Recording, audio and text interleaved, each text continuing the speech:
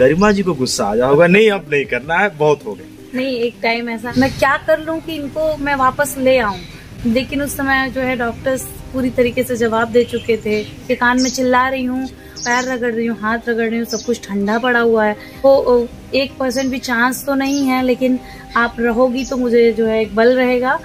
मैं operation theatre में खड़ी थी और इनका ऑपरेशन हुआ। आज एक खास मुलाकात निशांत सिंह जी और गरिमा सिंह जी के साथ मैं आवाज पे आया हूँ। आपका बहुत बहुत स्वागत है भैया। धन्यवाद आपका और आपके चैनल का बहुत बहुत धन्यवाद। बहुत बहुत स्वागत है आपका। धन्यवाद। अगर एक ऐसा नाम जिसने जब वो काम शुरू किया कोई जानता नहीं था, लेकिन उसके बाद इतने अवार्ड कि खुद को विश्वास नहीं होगा। सब ये भोलेनाथ का आशीर्वाद और आप सभी का स्नेह है कि एक बड़ा मुहिम जो शुरू किया गया था और अनवरत अब तक चालू भी है।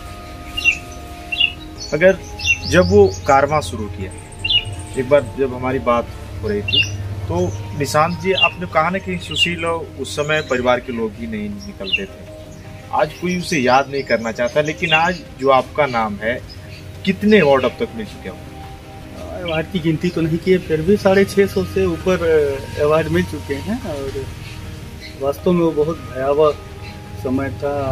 अब सोचने पे थोड़ा सा जरूर डर लगता है, खैर उस समय नहीं लगता था, लेकिन अब चूँकि जिम्मेदारियां और ये सब की चीज़ें आप कह सकते हैं, तो परिवार को देखते हैं तो डर लगता है कि अगर उस वक्त कुछ हुआ होता तो क्या होता है। ऊपर वाले के आशीर्वाद से आज तक कुछ इस तरीके का नहीं हुआ। ऑन कैमरा मैं बता दूं, अगर गरिमा जी मैं आपसे पूछते नहीं थे, चले जाते थे, समय कोई नहीं कि 8 बजे आना है या नहीं आना है, कुछ कहती नहीं थी? मैं कभी कभी तो नाराज होती थी, कभी कभी ऐसा लगता था कि अगर मैं बोलती हूँ, और हम लोग तो 4-5 लोग हैं घर में, लेकिन वहाँ बाहर कुछ लोगों को बहुत ज़्यादा ज़रूरत है, तो कभी कभी बोलते हुए भी एक दबी आवाज़ होती है, उस तरीके से मैं बोलती थी। फिर लगता था कि नहीं जाओ। उसके बाद मतलब हर तरीके का पल मेरे सामने आता था। कभी ऐसा लगता था, जब ज़्यादा सुनती थी तो ऐसा लगता था कि इनके फैमिली में ये ख़त्म हो गया, ऐसा हो गया, तो थोड़ा डर भी लगता था, क्योंकि मेरा बच्चा बहुत छोटा था उस समय, 6 महीने का बच्चा था, उस पर इन्फेक्शन का हमेशा डर लगा रहता था। तो उस समय इन्होंने मुझे मायके भेज दिया कि आप लोग दूर रहो, ताकि मुझे अगर कुछ इफ़ेक्ट भी आए तो आप पे ना आए। और बच्चों को और मुझको पूरी तरीके से मैं यहाँ से चली गई थी। फिर ये पूरा फ्री होके अपना करना चाहते थे, सेवा भाव, फिर किया भी इन्होंने। और आज थोड़ा सा बीच में हम लोग परेशान हुए, अस्वस्थ हुए ये बहुत ज़्यादा, तो डॉक्टर ने बताया कि थोड़ा सा कोविड की वजह से सबकी सेवा वगैरह किया इन्होंने, तो अटैक आया इनको। खैर हो सकता है कि सबके आशीर्वाद से ये आज बचे भी हैं, हमारे साथ भी हैं, लेकिन हर तरीके का पल ज़िंदगी में उतार चढ़ाव सब आया, लेकिन ईश्वर की दया से मतलब हम सब साथ हैं और इनको दिन पे दिन एक से एक इनाम और इंटरनेशनल नेशनल सब कुछ मिलते जा रहे हैं। अच्छा भी लग रहा है, आज बहुत अच्छा लगता है, गर्वान्वित महसूस करती हूँ कि मैं इनकी वाइफ हूँ। और बच्चों को भी बहुत अच्छा लगता है, प्रेरित भी होते हैं, तो ये बहुत अच्छी बात है।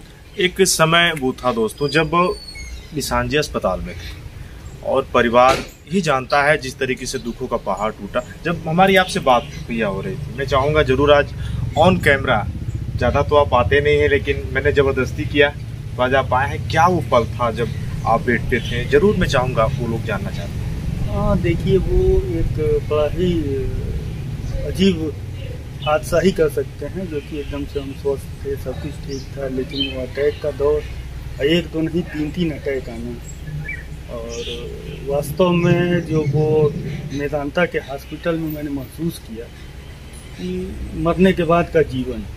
एक समय तो ऐसा है कि डॉक्टर जवाब दे चुके थे कि अब कुछ नहीं किया जा सकता है, अब इनको ले जाइए, ये मृत हो चुके हैं। लेकिन वो पल जो था कि मुझे सब कुछ महसूस हो रहा था कि मेरे आसपास कौन कौन है, मेरी पत्नी थी, मेरे साले थे, डॉक्टर्स थे, नर्स थी, सब मतलब ये था कि अब यहाँ से इनको हटाना है, और हम महसूस कर रहे थे कि हम जिंदा हैं, लेकिन मेडिकल साइंस एक तरीके से हमको मरा मान चुकी थी। वो कुछ पल ऐसा था कि हमको लग रहा था कि 2-4 मिनट या 5 मिनट का जो भी वक्त रहा होगा, फिर मेरी उंगलियां कुछ हरकत की। आप सबको देख रहे हैं? सब हम एक एक चीज़ महसूस हो रहा था कि मेरे बगल में कौन है। मेरी पत्नी आके हाथ हिला रही हैं, चिल्ला रही हैं कि छोटे बच्चे हैं, जिम्मेदारियां हैं, और वो वास्तव में बड़ा ही अंदर से मुझे झकझोर देने वाला पल है। लेकिन फिर वो ऑपरेशन होता है, 2 रिंग मेरे हार्ट में डाले जाते हैं और आज आपके सामने है। हमको लग रहा है कि कहीं ना कहीं कुछ इन सेवाओं का जो फल होता है, ईश्वर जो देते हैं वो कुछ सोच के देते हैं। तो अभी कुछ समाज सेवा अच्छी बची हुई है मेरे लिए, इसलिए अभी बहुत है। मैं कहूँ जो मेडिकल साइंस को मात देके, निशांत जी से मैं बात कर रहा था जब आप थी वहाँ पे, आप गरिमा जी अस्पताल में खड़ी थी, भैया भी बता रहे थे। अब मैं कहना तो नहीं चाहिए, लेकिन वो पल भगवान न करे किसी को आए, लेकिन कुछ और करना है। इसी से मैं कहूँ एक निशांत सिंह जी का पुनर्जन्म। जी जी बिल्कुल बिल्कुल। मैंने बताया कि वो पल तो ऐसा था, एक औरत के लिए तो बहुत ही दर्द भरा पल था, लेकिन मुझे पता नहीं ईश्वर ने क्या बल दिया, क्या दिमाग दिया, और मेरे भाई मेरे साथ पूरी तरीके से थे। तो मुझे एक थोड़ा सा ढाढ़स बनाने के लिए बहुत काफ़ी था कि बस ऐसा लग रहा था कि मैं क्या कर लूं कि इनको मैं वापस ले आऊं। लेकिन उस समय जो है डॉक्टर्स पूरी तरीके से जवाब दे चुके थे, और ईश्वर ने मुझे पता नहीं क्या दिमाग दिया। मैं रिक्वेस्ट कर रही थी दौड़ दौड़ कर डॉक्टरों से। उसमें से एक डॉक्टर महीम है, जो बहुत ही, आज भी मैं उनको बहुत थैंकफुल हूँ उनकी, कि वो आज जो भी उनके वजह से ही ये यहाँ पे हैं, वहाँ मेदांता के डॉक्टर हैं। उन्होंने मेरी बात, रिक्वेस्ट सुना, क्योंकि मेरे को कुछ नहीं समझ में आ रहा था। मैं इनके कान में चिल्ला रही हूँ और ये सुन नहीं रहे, रिस्पॉन्स नहीं कर रहे हैं। मैं पूरी तरीके से अपना एफर्ट दे रही थी कि बहुत सारी जिम्मेदारियाँ, हमारे बच्चे हैं, हम अकेले पड़ जाएंगे, कितने काम करने हैं। सारी तरीके से मैं पैर रगड़ रही हूँ, हाथ रगड़ रही हूँ, सब कुछ ठंडा पड़ा हुआ है। मैं नेगेटिव सब लोग हो चुके थे, लेकिन मेरे अंदर एक उम्मीद जगी थी कि नहीं, मैं कर सकती हूँ, अभी हो सकता है कि मैं करूँ। और मैं बार बार डॉक्टर से रिक्वेस्ट करी थी, उन्होंने ही मेरी रिक्वेस्ट को माना और कहा कि आप खड़े रहो, देखो 1% भी चांस तो नहीं है, लेकिन आप रहोगी तो मुझे जो है एक बल रहेगा। मैं ऑपरेशन थिएटर में खड़ी थी और इनका ऑपरेशन हुआ, और वेंटिलेटर वगैरह पे उन्होंने सब प्रयास किया, लेकिन ईश्वर की दया से आज सब कुछ ठीक है और ये हैं हमारे बीच में। तो जब आपसे बात हो रही थी ना, लोग बच्चों को गोद लेते हैं, ये हम बच्चे की परवरिश करेंगे। बहुत सारे लोग हैं ना कि जो लाइमलाइट में आने के लिए करते हैं, लेकिन अगर मैं निशांत सिंह जी से पूछूं, जब किसी ने कहा थर्ड पर्सन ने कि नहीं निशांत जी आप आइए, और निशांत जी सोचते नहीं और गरिमा सिंह जी कुछ कहते भी नहीं, जो है वो सामने बच्चों के सामने, जो मैं ऑन कैमरा मेरे रोंगटे खड़े हो गए। और वो बच्चों को जिसको टीबी हो जाता है, आप पूरा इलाज या सब कुछ करते हैं, मैं चाहूँगा जरूर। एक्चुअली हुआ क्या कि फादर को मेरे टीबी है, और उन्हीं के इलाज के सिलसिले में हम सदर हॉस्पिटल में गए हुए थे, और पता ये लगा कि यहाँ से एक सिस्टम है गोद लेने का भी टीबी के पेशेंटों को जो गरीब। तो मेरे भी मन में आया कि क्यों ना ये भी काम करके देखा जाए, और इससे संतुष्टि मिलती है कुल मिला के। तो वहीं से इलाज करा लिए हम अपने लिए टीबी पेशेंटों को, तो जिसको आज के सरकारी रूप में गोद लेना बोलते हैं। तो बहुत से लोग लेते हैं, छोड़ देते हैं, और ये संदेश भी देना चाहेंगे कि छोड़ना नहीं चाहिए। कम से कम जब तक उस पेशेंट को टीबी है तब तक तो देखभाल जरूर करिए। जैसा हम एक प्रण ले रखे हैं कि जब तक मेरे अंदर सांसें चलेंगी या जब तक मेरा जीवन रहेगा, तब तक ये पर्यंत अनवरत ये कार्य मैं करता रहूँगा टीबी के पेशेंटों के लिए। अभी फिलहाल में कुछ संख्या है मेरे पास, और संख्या धीरे धीरे बढ़ाने की भी कोशिश करूँगा। अगर गरिमा जी मैं आपसे पूछूं, भैया लगातार काम करते हैं, आना ना आना टाइम का भी समय नहीं, या निस्वार्थ भाव से, कभी तो ऐसा हुआ होगा गरिमा जी को गुस्सा आ जाए होगा, नहीं अब नहीं करना है, बहुत हो गए? नहीं, एक टाइम ऐसा आया था जब मैंने ये जिसके साथ गए थे वो 4-5 लोग को कोविड हुआ था, और जब ये घर पे आए तो फोन आया कि अरे यार हम सब तो कोविड पॉजिटिव हो गए, एक बार आप भी अपना चेक कर लीजिए।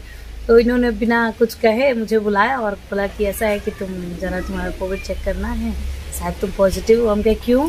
तो बोल रहे कि क्योंकि मैं अभी गाड़ी से आया हूँ, हम लोग 7 दिन पर घूमे हैं, उन सबको है। तो हमने कहा कि अरे यार बाबू के बारे में तो एक बार सोचा करिए। फिर इन्होंने कहा कि बाबू के बारे में सोच रही हो, ये नहीं सोच रही हो कि वो लोग कुछ ऐसे भाई किन्नर लोग होते हैं जो उनका बिजनेस बिल्कुल बंद हो गया था, उनके लिए तो ऐसा था कि मतलब वो किसी से कुछ कह भी नहीं सकते थे, ये हालत थी। हम सबकी तो जमीन है, जायदाद है, प्रॉपर्टी है कि हम अपना थोड़ा बहुत अनाज भी उगा सकते हैं, तो उनके लिए ये बहुत ज़्यादा करते थे। तो मुझे इन्होंने एक बार जगाया अंदर से कि देखो वो बेचारे ऐसे हैं, हम लोगों के सहारे ही हैं, अगर हम नहीं करेंगे तो वो बेचारे बिना किसी दोष के मर जाएंगे। फिर हमने चेक किया और ईश्वर की दया से हम नेगेटिव थे और वो सब पॉजिटिव निकले, तो कुछ हुआ नहीं। तो फिर ये समझ में आया कि नहीं नहीं, अगर दिल साफ रखो तो आपको कुछ नहीं होना है। और फिर हम लोग अपना निश्चिंत होकर करने लगे, जो ऊपर वाला करेगा वो होगा, हम ठीक है, बस इतना ही काफ़ी है। और राजनीति में भी आप किस पद पे हैं, अगर मैं आपसे पूछूं अभी क्या क्या है जो बहुत कुछ बाकी है करना है? देखिए, राजनीति की बात की जाए तो भारतीय जनता पार्टी के काशी क्षेत्र के संयोजक के रूप में आगे प्रकोष्ठ में एक जिम्मेदारी है जिसको बखूबी निभाया जाता है। राजनीतिक पतन से आगे तो अभी बहुत कुछ करना है। अगर भोलेनाथ साथ दिए तो सच्चाई सभी के सामने आएगी और कुल मिला के एक ईमानदारी से जो भी काम किया जाए वो करने की कोशिश में करेंगे। अगर गिरमा जी मैं आपसे पूछूं, जितने शिद्दत से और भैया भी करते हैं, आप भी करती हैं, अभी आगे बहुत कुछ है, और मैं कहूं कि एक साथ जो आप कहती हैं कभी ना नहीं हुआ। बस ये लगता है कि अगर समाज में कुछ कर गुजरने की ताकत अगर ईश्वर ने दिया है और कुछ करने का ज्ञान दिया है तो हमें कुछ पॉजिटिव हमेशा करते रहना चाहिए। देखिए, जाने के लिए तो सभी चले जाते हैं एक टाइम के बाद, लेकिन जाने के बाद उन्हीं के गुणगान होते हैं, उन्हीं से लोग सीखते हैं, उन्हीं को याद करते हैं जो कुछ सही में किसी और के लिए करके जाता है। ऐसा नहीं कि मतलब लोग जो है अपने लिए तो सब जीते हैं, दूसरों के लिए कोई कर रहा है तो वो आप कुछ ही लोग ऐसे होते हैं जो उनको लोग याद करते हैं, सीखते हैं। अब क्या है कि हम जा रहे हैं और अपने बच्चों के लिए बटोरते जा रहे हैं वही लास्ट तक, तो दूसरों के लिए फिर कौन करेगा? अगर कुछ लोग ही समाज से निकल के आते हैं जो सोचते हैं कि अरे वो लोग भी तो हैं, उनके लिए भी तो कोई नहीं है, हमें ये भी तो करना है कि कुछ समाज में नई चीज़ निकल कर आए। अब क्या है कि निस्वार्थ भाव से बच्चों को शिक्षा देना, बच्चों की हेल्प करना, कहीं अन्न दान करना। जैसे मैं छोटी सी एक चीज़, जैसे आज दिवाली है, लोग ब्राह्मण को दान करते हैं। मेरा एक मानना है कि मैं तीज रहूं, ज्योतिया रहूं या कोई भी पर्व रहूं, मैं हमेशा एक गरीब, दो गरीब मतलब औरतों को ही देती हूँ। क्योंकि भाई हमारे समाज में, जो हिंदू समाज में क्या है कि हर चीज़ में ये कहते हैं कि ब्राह्मण को दो, वो नीडी को दो। मेरा तो ये है कि जिसको ज़रूरत है उसको दीजिए। आप भाई पंडित जी को देने वाले और करने वाले तो बहुत हैं, लेकिन गरीब लोगों को करने वाले, जो आपकी पूजा का सामान अगर उसको दे दिए तो कोई छुआछूत नहीं लग जाएगा। तो ऐसा ही अगर अवेयरनेस हम पैदा करें तो उस तरीके से समाज में धीरे धीरे लोग निकल के आएंगे। तो ये सब चीज़ें जो है शिक्षा से आती हैं और हम एक दो लोगों को अवेयर करना चाहिए हमें कि मतलब ऐसा करो। तो इस सब पे थोड़ा ध्यान देती हूँ मैं कि कुछ नई चीज़ें हो जाएं। अब जैसे अगल बगल कहीं भी ये जा रहे हैं, कहीं गंदगी रहेगी, कहीं कुछ रहेगा, तो किसी को खोजना नहीं है, खुद से लग जाना है, खुद करवा लेना है या किसी को पकड़ के करवा लेना है। ऐसा नहीं है कि मतलब अब इन्होंने, जैसे हमारे घर में पालतू कुत्ता था, वो डेथ कर गया और उसके बाद इन्होंने प्रॉपर उसका मतलब वो जो है अच्छे से खुदवाया, उसका दाह संस्कार किया, अंतिम संस्कार, और खूब अच्छे से उसको माला फूल हमने पहना। अब सब में ये अवेयरनेस आ गई है कि भाई ये कुत्ता भी है तो उसको अच्छे से प्यार से देखकर हमें छोड़ना है। हाँ, तो वो अच्छी चीज है।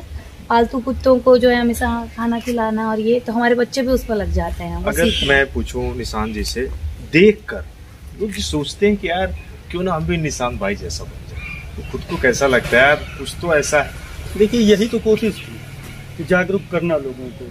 अब जैसे मान लीजिए मोदी जी को आप देखते होंगे झाड़ू लगाना, तो क्या वो दिन भर झाड़ू तो लगाते नहीं हैं, लेकिन हाँ उनको देख के प्रेरणा जरूर मिलती है कि हाँ हमको अपने आसपास सफाई रखना है, साफ सफाई के प्रति जागरूक रहना है। तो जागरूकता ही, अगर हमको देख के एक भी शख्स अगर बदलाव आता है तो ये हम अपने आप को संपूर्ण मानेंगे।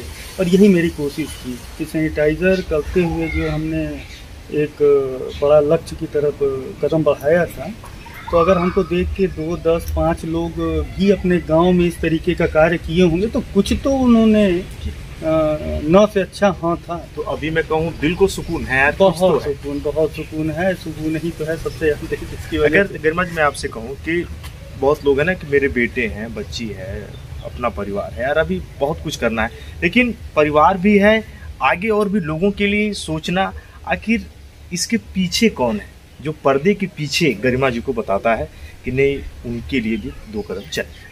ये देखिए हर तरीके, मैं जब छोटी थी तो एक बचपन से मेरे जो मतलब अपने पेरेंट्स हैं उन्होंने भी एक स्वभाव ऐसा डाल दिया कि नहीं लोगों के लिए थोड़ा सा करना चाहिए बेटा, एक मिक्सिंग नेचर हो, सामाजिक हो, लोगों से मिलो, लोगों की हेल्प करो। ये हमारे मतलब दादाजी में ऐसा था, फिर माता पिता।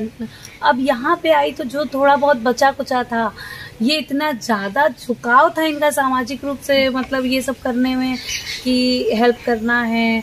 फिर कोई ऐसा है जो लावारिस है, उसको जो है किसी का एजुकेशन कम हो पा रहा है, जैसे कुछ 1-2 लोग हैं जिनके लिए शिक्षा में कमी हो रही है, बच्चे पढ़ने में है, तो उनको जो है, और ऐसा नहीं है कि मैं बहुत सी चीज़ें तो मैं इनके अटैक के टाइम जानी, जब लोग इनसे मिलने आए तो मुझे पता चला कि अच्छा इनकी फीस भी देते हैं, अच्छा इनकी फैमिली में कोई ऐसा है जिसके हाथ पैर में प्रॉब्लम जो कभी आपको बताया नहीं? कभी नहीं। मुझे अब तभी पता चला, तब से मुझे और भी लगने लगा कि नहीं हाँ समाज में ऐसा करना चाहिए।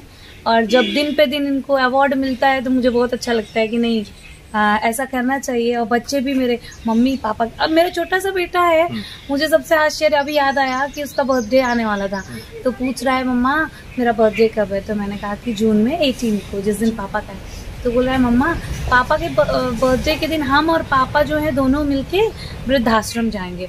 हमने कहा अरे ऐसा कैसे? तो बोल रहे हैं कि मम्मा हम पापा बता रहे थे कि हम सबको ना वृद्धाश्रम में बर्थडे हो, ये सब हो, एक दिन पापा हमको बताए थे कुछ दिन पहले। हमने कहा इतना छोटा बच्चा, उसके दिमाग में भी ये चीज़ आ रहा है कि हमें करना चाहिए। तो मुझे फिर ये लगा कि बच्चों को अलग से सिखाने की ज़रूरत नहीं होती, माँ बाप को देख के ही फॉलो करते हैं ये बच्चे। तो उसमें क्या है, मेरे बच्चे अभी ठंडी आ जाएगी तो मम्मा सड़क पे देखो ना वो आंटी शॉल नहीं ली है, मतलब अभी से चलता है इन बच्चों को, तो वो आ गया है धीरे धीरे। तो हमारे लिए अच्छी बात है, आजकल बच्चे तो पूछ ही नहीं रहे माँ बाप को। देखिए सीधे बात, आज मैं आवाज़ पे आया था, और अगर मैं कहूँ परिवार के साथ आम लोगों के बारे में सोचना ऐसा कम हो पाता है। मेरे बगल में आप देखें निशान जी, गरिमा जी हैं, जिस तरीके से इन्होंने बताया, और दोनों लोगों का ये कहना है कि जब तक ये है, ये जीवन है, ये निरंतर जारी रहेगा। और आपने इतना समय दिया, आपका बहुत बहुत धन्यवाद। बहुत बहुत धन्यवाद आपको, और आपका भी बहुत बहुत धन्यवाद। और एक सीधी बात, और जरूर ऑन कैमरा पहली बार बताइएगा मेरा वीडियो आपको कैसा लगा।